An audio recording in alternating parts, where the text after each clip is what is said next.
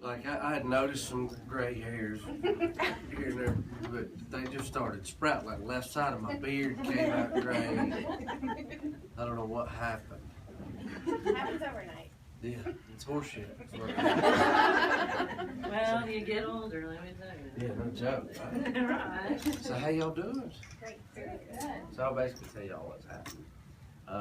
My label saw that I'd been really, really busy and hadn't been off the road and had a break in several years, so they decided to give me some time off. And I'm angry at them for that because I'm a workaholic. I gotta be doing something. I gotta be moving around, and you can actually see a trail in our house where I paced back and forth, and my dog follows me. So it's like you can see a trail on the hardwood floor. It's ridiculous. So I wanted to come back out. I called the label and said, "There's got to be something productive I can do." And they said, "Yeah." And, you know, at the same time, we're out. We just released a new single, "One Hell of an Amen." I don't know if you've heard that. So I'm kind of going around, and for anybody that wants to know, kind of telling them the story behind it. And we can answer a few questions after this if that's cool with y'all. To kind of, I think they came from. Oh, yeah.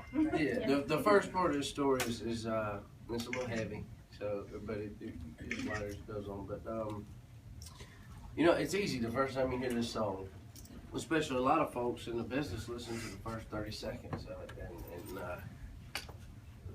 like the geniuses they are, and miss the true meaning of the song.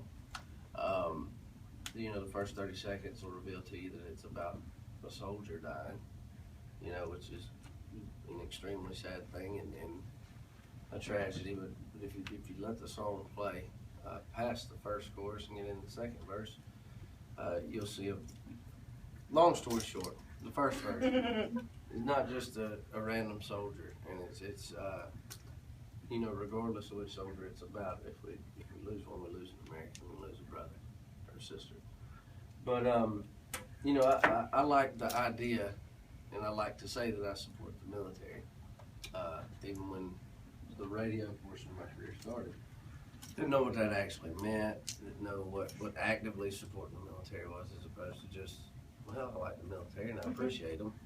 You know, there's a difference between appreciation and support, I think, and it took me a while to figure that out. But you know, it started off, you know, we did a USO tour and went over to Kuwait and Italy. Kuwait mainly was the one. People have asked me through the years, like, what's the hardest part about your job? And I explained to them it's being gone from the people I love and being gone from home for a long time. And then I go to Kuwait and there's people, ladies and gentlemen over there on 12-month tours.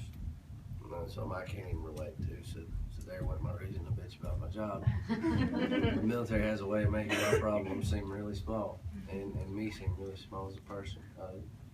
The next thing that kind of intensified my passion for this whole thing is we went to Arlington. We did a ride called Athens to Arlington for the release of the record, Just As I Am. And what had started, it was awesome. Brad can tell you, anybody from the label, anybody from the organization will tell you that this thing was about releasing a record. I wanted to tie the military in for some different reasons I'll tell you later, but I wanted Folds of Honor to be a part of it so that the military could benefit some too from this release. What we witnessed and experienced throughout the whole situation was a transformation of the ride being about an album release into, okay, this thing's about Folds of Honor and it's about the military, and the record kind of became, it took a back seat. And one of the most proudest moments of my life is that everybody involved in it, including me, actually accepted it and appreciated the fact that it had done that. By the time we got to Arlington National Cemetery, we had given away a scholarship at every city that we stopped at on the way in honor of Folds of Honor. They gave a scholarship to a family member of a fallen or injured soldier. The last scholarship we gave away was a young girl whose father was buried at Arlington, so the family met us there, and we did a wreath ceremony. And what was pretty cool about that was the girl and I actually placed the wreath, and we did the whole, at the tomb of the unknown soldier, I got to pick up President Obama's wreath that he laid that morning, which was kind of cool because he pisses me off sometimes. That's what presidents do. That's their part-time job. That pisses off. We need somebody to be mad at. You know?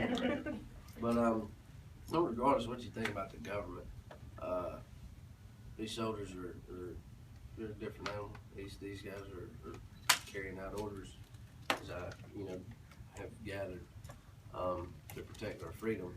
And I'd heard things like freedom ain't free, and all these things that it almost turned cliche in my mind, which is a sad thing. When you walk out, I don't know if any of you have ever been to Arlington, unless you've been there, it's hard to explain. You walk in among thousands of stones, and then you find out that there's more than one person buried there. There's family members, there's other soldiers there. I don't think they know exactly how many people are buried in Arlington. But, after the wreath ceremony, we went out to her father's stone, which was out in the middle of one of the biggest fields there. And man, I mean, the more we walked, it was like, God, where's she stay buried? Like, we walked about 3 miles. And we finally get to the stone, and it's out in the middle of this big field, and the hills are rolling, and all you can see is green and white, and it's mostly white. And freedom ain't free took on a whole new meaning. And one of the first times in my career that I was not embarrassed, but it was a strange feeling. I didn't feel like I was supposed to be there. There were people that met us at the gravesite from his company, and guys that had fought alongside him, and they spoke, and then the family spoke, and then they called on me to speak to close it, and it was really uncomfortable. There were so many things going through my mind. It really showed me how small it was, and it's a hard feeling to explain, but it was humbling to say the least. But I just realized how small I was and how real that all this stuff that we hear about, that these nightmares that these guys and girls go through, I mean, it's real. It's real as the day is long, and when you see it, it's one thing. And when you see a lot of stones, it's one thing. You see a lot of names, it's one thing.